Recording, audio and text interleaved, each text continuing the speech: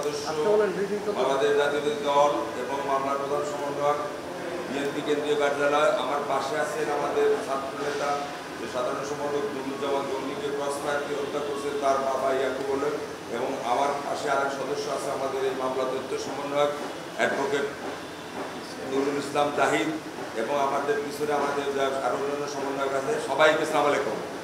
আজকে আমরা আমাদের ছাত্রনেতা সাবেক ছাত্রনেতা নুরুজ্জামান জঙ্গি, যিনি খিলগাঁ থানার সাধারণ সম্পাদক ছিলেন, আপনার 1915 সালের 2015 সালের আপনার 19/2/2015 তারিখ সে সহ তার বন্ধু সাহেব সহ আপনার তার সঙ্গী সহ আপনার আদালতে তার বন্ধু অ্যারেস্ট হয়েছে এটা দেখার জন্য তারা জেলখানায় গিয়েছিলেন।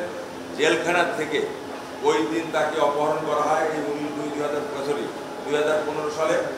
এই যে তাকে অপহরণ করলো, অপহরণের পরের থেকে তাকে আমরা খুঁজে পাচ্ছিলাম না। তাকে গুম করে রেখে 2 দিন পরে অর্থাৎ 20 তারিখে, একদিন পরে 20 তারিখে ভোর রাত্রে 3টার দিকে তার বাড়ির সংলগ্নে একটি পুকুর পাড়ে নিয়ে যায় তাকে ক্রস ফায়ারের নামে হত্যা করে। উদ্দেশ্য ছিল বিএনপির মতন একটি দলে সে যেহেতু ছাত্র দলের নেতৃত্ব দেয়, এই কারণে তার ব্যাপক জনপ্রিয়তা ছিল। তাকে যদি হত্যা করা হয় তাহলে ওই এলাকার আন্দোলন সমাবেশ কোনোটাই হবে না এবং বিএনপির মতন একটা দলকে নিশ্চিন্ত ধ্বংস করা যাবে। এই কারণে তৎকালীন বিএনপির কমিশনার আসাদুজ্জামান মিয়া এবং ওই খিলগাঁ জোনের উপকমিশনার যিনি পরবর্তীতে অতিরিক্ত আইজিপি হয়েছিলেন কৃষ্ণপদ পাল রায়, ইনারা মিলে এবং অন্যান্য আসামিরা টোটাল 62 জন আসামি সম্মিলিতভাবে অংশগ্রহণ করে একে একে তার শরীরে গুলি করে নির্মমভাবে তাকে হত্যা করা হয়।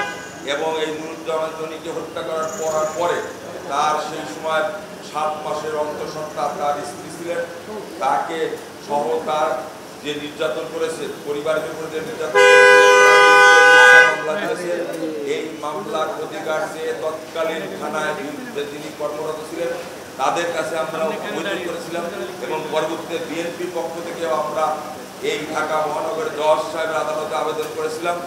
এই পরপর আরও একটি আমরা আবেদন খিলগাঁ থানায় করেছিলাম, কিন্তু অত্যন্ত দুঃখ পরিতাপের বিষয় যে এখন পর্যন্ত আমার বাদী এই মামলার কোনো সুরাহা পায় নাই। এই কারণে বাংলাদেশ জাতীয়তাবাদী দল বিএনপির কাছে তিনি আবেদন করেছেন যে আমাদের এই আবেদনের পরিপ্রেক্ষিতে তারা আমরা আবেদনটি গ্রহণ করে তিনি আজকে চিফ প্রসিকিউটর এই অপরাধ ট্রাইব্যুনাল বরাবর একটা লিখিত অভিযোগ দায়ের করেছেন। এই অভিযোগ নিয়ে আমাদের চিঠি সম্পৃক্ত পত্র নিয়ে তার সমস্ত পেপার কাটিং নিয়ে সমস্ত পেপারসে কাগজপত্র নিয়ে আমরা প্রসিকিউটর অফিসে জমা দিলাম। ওনারা রিসিভ করেছেন এবং ওনারা বলেছেন আমরা এটা ন্যায় বিচারের জন্য অপরাধ তদন্ত যে সংস্থা আছে আন্তর্জাতিক অপরাধ তদন্ত তাদের কাছে ওরা পাঠাবেন এবং দ্রুত ন্যায় বিচার পাবো বলে আমরা আশা করি। এটা হলো মূল বিষয়। এখন আমরা বাবা কিন্তু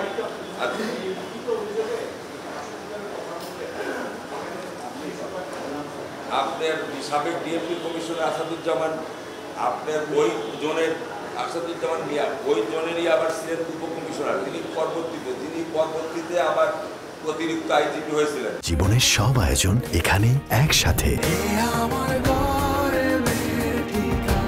কৃষ্ণপদ রায় যেমন বর্তমানে অবসর আছে, তার সাথে সংশ্লিষ্ট প্রদীপ কুমার সহ সংশ্লিষ্ট থানার ওসি সহ দীপক কুমার যে সবচেয়ে বেশি ভূমিকা করেছিল, এসআই দীপক কুমার সহ অন্যান্য যারা আসামি আছে পুলিশের টোটাল আছে 14 জন, বাদ বাকি আছে হলো আপনার আওয়ামী লীগের সন্ত্রাসীরা, তারা এই তাকে ধরে দেওয়ার সহায়তা করেছিলেন এবং এই হত্যাকারী সহায়তা করেছিলেন।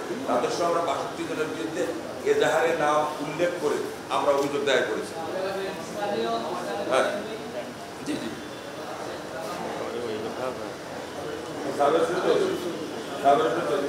ঢাকা 9 এমপি।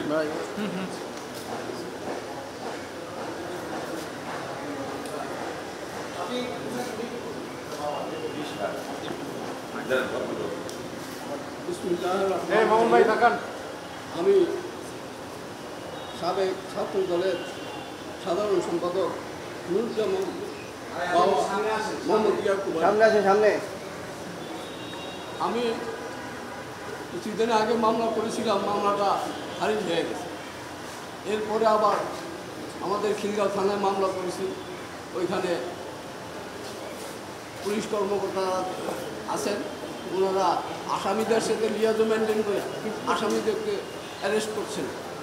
আমি বাধ্য হয়ে আমাদের জাতীয়তাবাদী দলের অফিসে অ্যাপ্লিকেশন করলাম যে আমি কি এখনও বিচার পাবো না?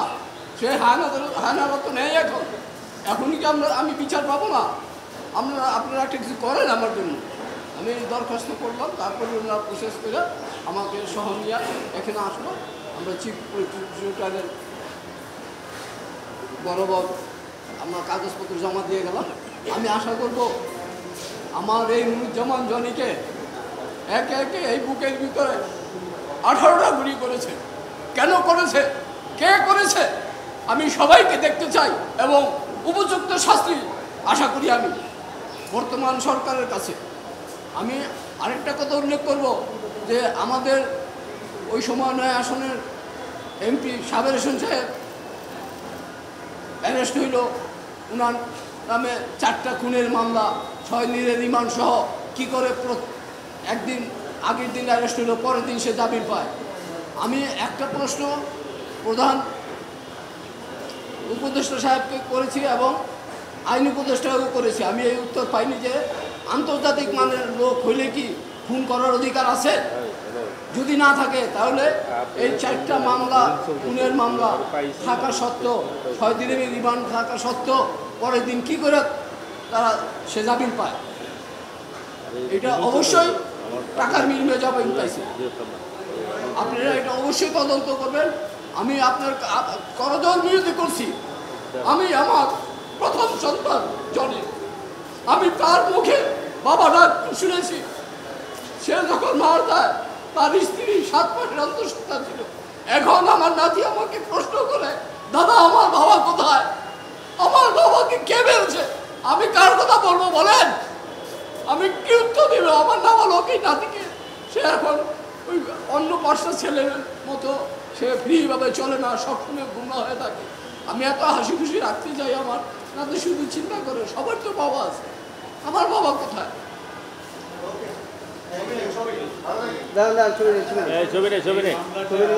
আমি এই মামলাটা আইনজীবী এই জনি হত্যার মামলাটা আমি দায়ের করেছিলাম 2020 সালে। এই মামলাটা দায়ের করার পরে কোর্ট আমলে নেয়নি। তারপরে 5ই অগস্টের পরে এই মামলাটা আমরা ওনাকে নিয়ে খিলগাঁও থানায় দায়ের করেছি। সেখান থেকে শুধু আমাদেরকে বারবার তদন্ত করতেছি। মূলত এই ধরনের একটি ঘটনা যেটা 5ই আগস্টের পরে আমরা মামলা করেছি, যেখানে মামলার নির্দিষ্ট আসামি দিয়েছি, আসামিদের ঠিকানা, আসামিদের পদ পদবি এবং তারা যে সরকারি চাকরি করে সমস্ত কিছু উল্লেখ করে দিয়েও আজকে পর্যন্ত কোনো আসামি গ্রেপ্তার করা হয়নি। এই জন্য আমরা আজকে আন্তর্জাতিক ট্রাইব্যুনালে উনি আমাদের সহযোগিতা চেয়েছে, আমরা ওনাকে নিয়ে এসেছি। আপনাদের মাধ্যমে আমরা এই নুরুজ্জামান জনি হত্যার বিচার চাই দেশ জাতির কাছে, এই বিচার বিভাগের কাছে, সরকারের কাছে। আশা করি উনি ওনার সন্তানের বিচার পাবে এবং অন্য যারা গুম হয়েছে তারাও তাদের সন্তানদের বিচার পাবে। মোহন ভাই একটু মাথাটা নামা।